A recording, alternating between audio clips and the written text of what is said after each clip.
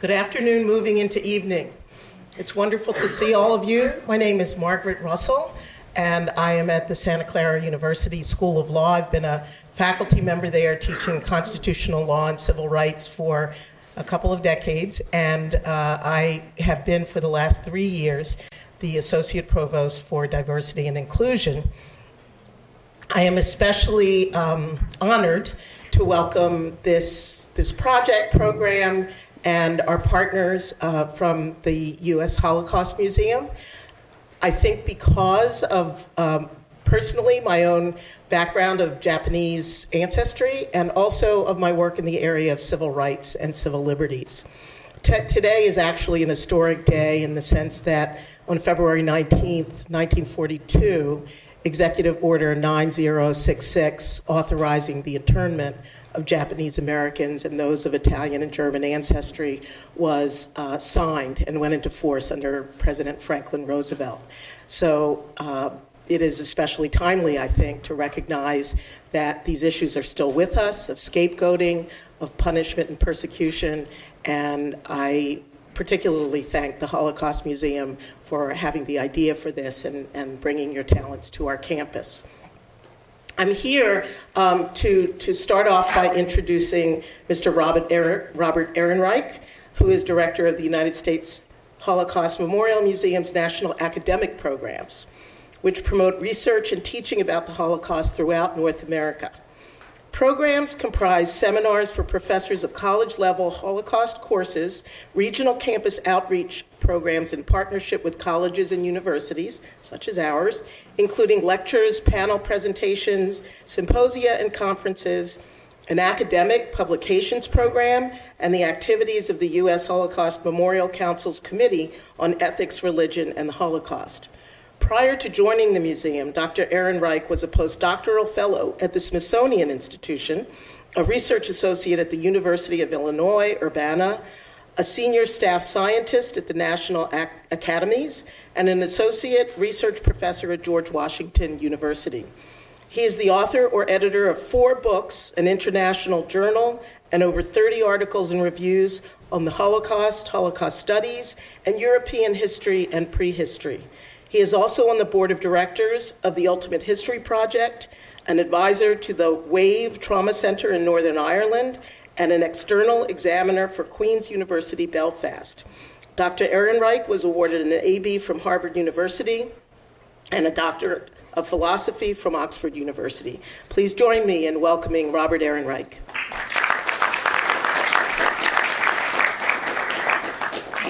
Thank you. And thank you very much for the welcome.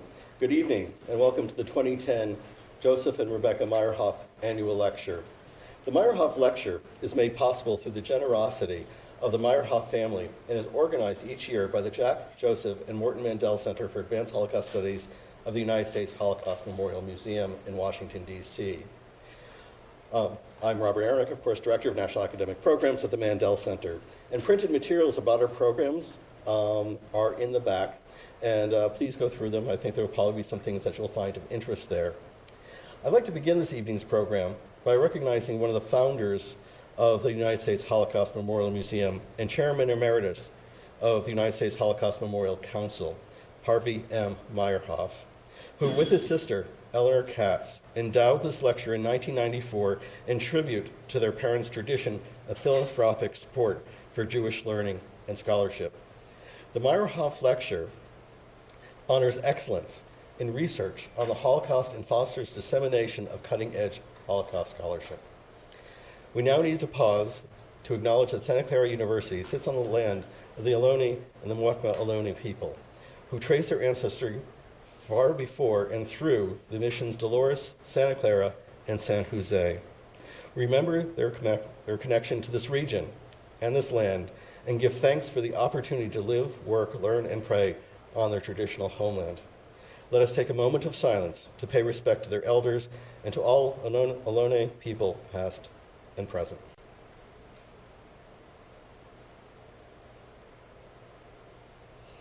I would like to thank again Dr. Russell for the warm introduction, as well as our co-organizers at Santa Clara University, Renee Billingsley, Ray Plaza, Andrea Pappas, Dennis Gordon, Sarita Tomeo Moraga, and Al Reimer, Director of Marketing and Communication in the College of Arts and Sciences, who work to promote this educational forum. I'd also like to thank my colleagues from the museum who made this event possible, Kiara Crego-Schneider and Madison Howard, as well as Julia McStravick, Rebecca Dupas, Jake Newsom, and Marla Abram, who is here representing our development office. It is now my pleasure and privilege to introduce our distinguished speaker tonight, my good friend and colleague, Professor Caroline Sturdy Colls. Dr. Sturdy Colls is a professor in conflict archaeology and genocide investigation and director of the Center of Archaeology at Staffordshire University in the United Kingdom. Her pioneering research focuses on the application of interdisciplinary approaches to the investigation of Holocaust landscape. She examined more than 50 Holocaust sites and completed the first archaeological surveys of the former extermination and labor camps in Treblinka, Poland, the sites pertaining to the slave labor programs in Alderney and the Channel Islands, and the former Semlin-Judenlager and Antal-Lager in Serbia, and many other killing sites across Poland and Ukraine. She has published extensively in Holocaust and forensic archaeology, including a monograph entitled Holocaust Archaeologies, Approaches and Future Directions, and curated several exhibitions. In 2016, she was awarded the prestigious European Archaeological Heritage Prize for her contribution to modern conflict archaeology and held the Fred and Marina da Vinci Memorial Fellowship at the Mandel Center. Tonight, Professor Sturdy Colls will discuss her interdisciplinary work at locating, documenting, analyzing, and disseminating information about the victims, sites, and material culture of the Holocaust and Nazi persecution. Drawing on a decade of research, she will consider how combining techniques drawn from forensic investigation, archaeology, history, digital humanities, art, and many other disciplines offer the opportunity to reveal new insights into the crimes perpetrated and the location of missing persons. Using case studies from across Europe, she will also discuss how her methodology has been tailored specifically to address the complete range of ethical issues that arise in the course of investigations at former camps, killing places, and burial sites. As well as providing new insights into tragic past events, Professor Sturdy Colls will demonstrate how interdisciplinary site and evidence-based approaches can be used to create educational opportunities and tackle racism and prejudice in the present and future. Now, if you will please turn off any noise-making devices, I would like to hand the podium over to Professor Sturdy Colls.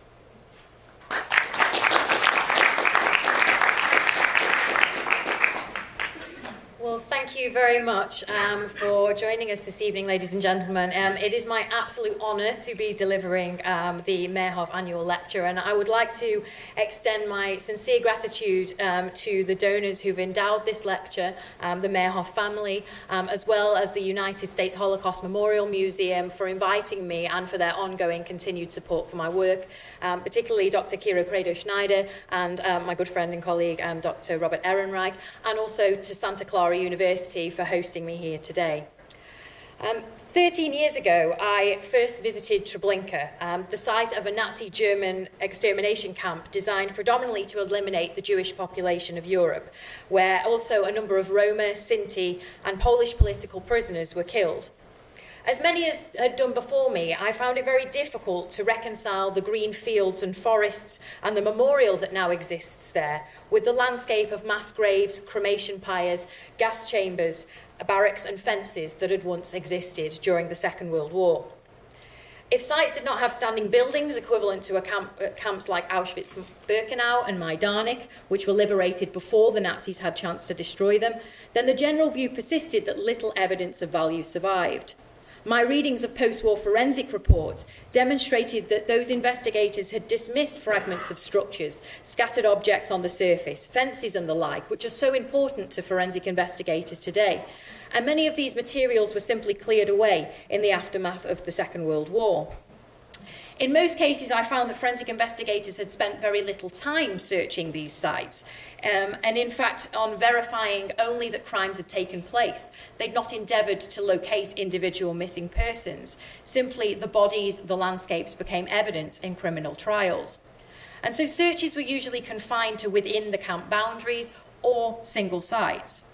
Coupled with the fact that some camps like Bergen-Belsen had to be burnt down for hygiene reasons in the aftermath of the war, and others have been redeveloped in the years since, much evidence related to the landscapes of the Holocaust has undoubtedly been lost, forgotten, and hidden from view.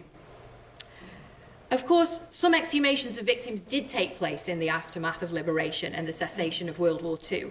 And likewise with the evolution of archaeological methods in the 1980s and 1990s, then investigations were carried out at camps like Belzec and Chełmno in Poland.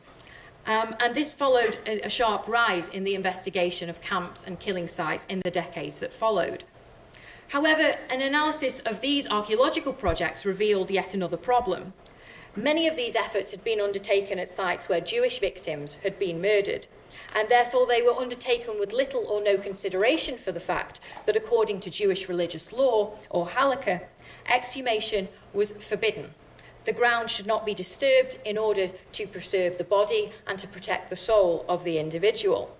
And in the aftermath of the Holocaust, Orthodox rabbinical leaders ruled that human remains should remain where they lay, even if that was in mass graves, even if those burials had been created unlawfully. And so there was a real problem here that I uncovered. It seemed that archaeology, which traditionally has been all about investigation and excavation, didn't seem to go hand in hand with Holocaust studies. So this raised a number of interesting questions that have dominated my research over the last decade. So first, to address the topic of finding missing persons and their graves. The landscape of Europe is essentially littered with killing sites, individual burials in the middle of fields, in forests, and also associated with the network of extermination, labour and concentration camps that existed. Many of these sites remain under threat from ploughing activity, from redevelopment and from looting. So to account for those sensitivities, this work has been predominantly non-invasive. And this methodology starts very much with archival research, with historical sources, witness testimonies, both in archives and with survivors, if indeed possible. And then it proceeds through to the collection of maps, satellite imagery, aerial photographs, creating layer upon layer of detailed impression of the landscapes that I'm investigating. And I use a wide range of digital recording devices to map those traces on the surface. Enabling me to see beneath the ground, I use a wide range of what we call geophysical survey methods. These techniques are far from X-ray machines, but what they do show is the subtle differences between natural geology and man-made interventions into the landscape. So essentially they allow us to define what we call anomalies, which may again be the presence of mass graves or buried structures. This work has resulted in a wide range of findings. We've identified many killing sites scattered across Ukraine and Poland. So these are the burials of individuals rounded up and shot in the towns and villages where they lived. It's enabled me to map mass graves non-invasively in the terrain of Treblinka extermination camp and to identify more than 50 execution and killing sites at a nearby execution site affiliated with Treblinka labour camp, to name just a few. Some of these sites that I've investigated have also been located within the terrain of Jewish cemeteries. And these sites, of course, it's doubly important to ensure that the techniques we use are non-invasive so that they don't disturb the mass graves pertaining to the Holocaust, but also so they do not disturb pre-war graves as well.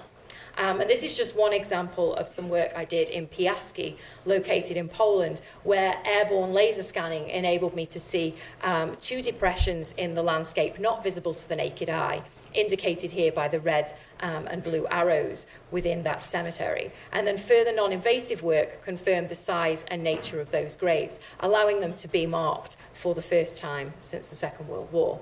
In that following the desecration of Jewish cemeteries, about which I'll say something else shortly, many of these sites then became killing locations. They became places to round up Jewish populations in these vitally important religious sites. They became places where executions were carried out and bodies were buried in anonymous mass graves. And we can trace this action, cultural genocide, even back as far as Hitler's writings in Mein Kampf, where he was explicit about the need to eradicate Jewish culture, since he believed that culturally he, a Jew, contaminates art, literature, and the theatre. And the German army took particular special pride in destroying Jewish cemeteries, synagogues, cultural practices, and putting limitations on freedoms of religious expression. At the majority of sites we examined, the Germans desecrated graves by toppling and breaking tombstones, or matzivot. They tried to erase the names of the deceased on existing graves, and they excavated in the cemetery grounds. While some of the tombstones were exploited for economic purposes, an act which resulted in Jewish labourers having to participate in the cemetery's destruction and reuse of grave markers, others remain scattered around the European landscape today. As many of these tombstones were used to pave roads or became materials for construction works, Jews often had to repeatedly walk past the desecrated tombstones on a daily basis. And by limiting access to the cemeteries, the perpetrators ensured that the Jewish communities could not commemorate their ancestors or rabbinical figures or bury the dead.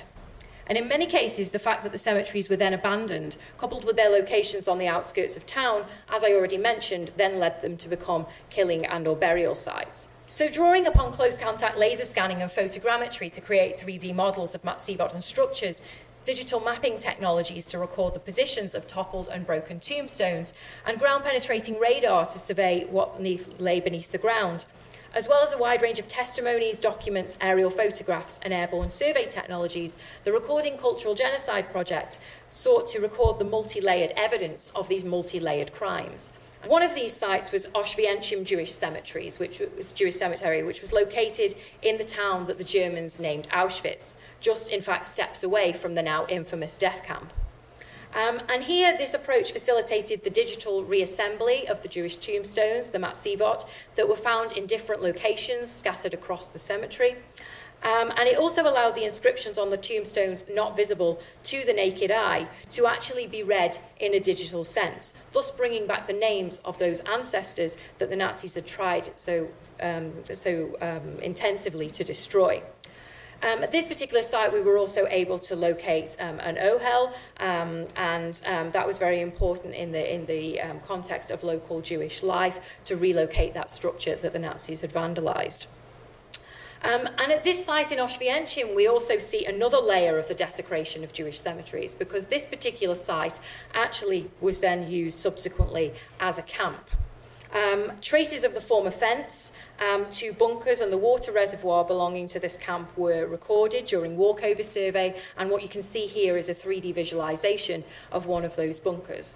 The Nazis cruelly renamed this site Camp Judenfriedhof, which means Camp Jewish Cemetery, and in the construction of these structures undoubtedly desecrated and dug up human remains in existing graves. This camp, which housed forced labourers working for the now infamous IG Farben factory, was built in November 1941. So following the Jewish cemetery being vandalised and following the deportation of the Jewish population of Oświęcim to nearby ghettos. Hundreds of volunteers and more than 20 NGOs and museums worked together to locate unmarked killing sites, graves and tombstones, but also to clean and restore these sites, many of which had been vandalised in the present. Workshops, public events, an online platform, and the ability to participate in the archaeological and restoration works offered the opportunity with a wide range of people from all over the world and different age demographics to address the causes and consequences of racial hatred and xenophobia. Using the past and present vandalism of these sites, as well as the novel methods, allowed the community to engage in discussions about why these sites were important for Jewish communities, both in the past and today. And many of these volunteers expressed that they felt by the end of the project that it was their moral duty to go on, to continue to restore the memory of individuals and communities that the Germans sought to erase. As it became increasingly apparent that they might be held accountable to their crimes, the Nazi regime in many camps in particular recognised what Capel has termed the proof value of the territories and objects collected to extermination efforts. So as a final set of examples, I would like to discuss this attempted erasure of the evidence of the crimes, which is a crime in and itself. When Treblinka was demolished throughout the summer of 1943, sources suggest that the 2 gas chamber buildings that existed there at the site were demolished. As I mentioned in my example at the beginning, when you go to Treblinka today, the landscape you see looks very different than it would have done during the Second World War. Two gas chamber structures were built at Treblinka. The smaller one, known as the old gas chambers because it was built first, was reportedly knocked down, while the bricks from the second, the larger of the two gas chambers, were reused to build a house into which a Ukrainian guard was installed to give the illusion that the site had been nothing more than a farm. And that's the picture you can see on the bottom. However, analysis of witness testimony suggested that these structures were likely located in a now grassed area further to the southeast. And in an attempt to locate them, I used the same methodology that I described to you earlier in relation to the search for mass graves and killing sites. So predominantly, at first at least, a non-invasive methodology. I used LiDAR again to create a digital terrain model of the camp and also GPS technologies to mark subtle depressions that I could see on the surface. And that's what you can see here on the left. A key depression that we first noticed as part of this survey. As a non-invasive survey had already been carried out over the rest of the memorial area of Treblinka, and we had already identified where those mass graves were within the death camp, in consultation with the Chief Rabbi of Poland, the Conservator of Monuments, and the Treblinka Museum, we were then permitted to do some small-scale, minimally invasive investigations. The first trench revealed fragments of the walls, other demolished rubble, tiles, personal belongings, and eventually at a depth of 85 centimetres, the partially intact foundations towards the western end of the structure. A second trench just outside the structure uncovered more personal belongings. And a third towards the eastern end, excavated during a second season of fieldwork, uncovered more demolition rubble but no intact foundations. And by the end of these excavations, we'd found 1,398 objects, which included demolition rubble, as well as a number of personal belongings, which I'll discuss shortly. The tiles bearing the logo of the Polish firm Jaworski and Langer also revealed that efforts to disguise the nature of the crimes at Treblinka long preceded the demolition of the camp, since these tiles were of a type commonly used in Jewish ritual baths, seemingly confirming witness testimonies that the Nazis had deliberately disguised the gas chambers as a bathhouse in order to deceive those who would ultimately be killed. Sandbanks that surrounded the death camp, which you can see here in the survivor drawing by Samuel Willenberg, were pushed over the area to disguise what lay beneath. And this likely explains why those forensic investigators I mentioned earlier, who excavated and went to the site in 1945, did not find many traces beneath the ground, because when they excavated, they saw what they believed to be virgin soil, when in fact what they were seeing was huge amounts of redeposited sand that had been deliberately put there in 1943 to hide the traces of their crimes. Thus, their illusion, their ruse to try and convince people Treblinka had been nothing but a farm, had seemingly, in many ways, had worked, in that people hadn't been able to find these buildings. And when the excavations were permitted, of course, this enabled us to reveal small objects and recover them archaeologically. So returning to one of my key questions of my research, how can we rehumanize victims when we don't have their bodies and their identities? I firmly believe that, as archaeologist Das has argued, the poignancy of the material of the objects we come across during archaeological investigations and connected to mass violence results from the constant frisson between presence and loss that they embody. They become the objects of touch and intimacy in the absence of the individuals to whom they belong, perhaps even more so when those people remain anonymous missing persons. How these ordinary items could have belonged to almost anyone. A father, a son, a wife, a husband, for example, all of whom were cruelly robbed of their lives and identities due to the nature of Nazis' crimes. As Wallen has argued of migratory objects taken with their owners during times of displacement, it is in fact the sheer familiarity of these objects that allows us to be transported from one era to another, from a public display back to the life of the individual, the home, the family, or the group in which these items were embedded. They also allow us to consider the decisions that people made in terrible circumstances such as the Holocaust, when they decided what to choose to take with them to the camps. And in the case of these items to Treblinka, the acts of resistance that led them to hide many of these items until they were killed in the gas chambers. So for the final part of my presentation, I would like to consider some of the other patterns and other trends that I've encountered during the course of my work in Holocaust archaeology, and just identify a few opportunities and challenges for the future. Of course, it's not possible for me to consider in this short talk all of those challenges, but hopefully this will give you an insight into some of the work that I've been doing. So firstly, archaeology can tell us about people, sites and events. But I think one of the things I have definitely encountered in my work, that part of the power of archaeology actually relates to the fact that it's relatively new in Holocaust studies. Therefore, it generates information that is different and instantly noticeable. This has attracted a wide range of new audiences, engaged the media, and offered us new possibilities for Holocaust education that we should seize upon.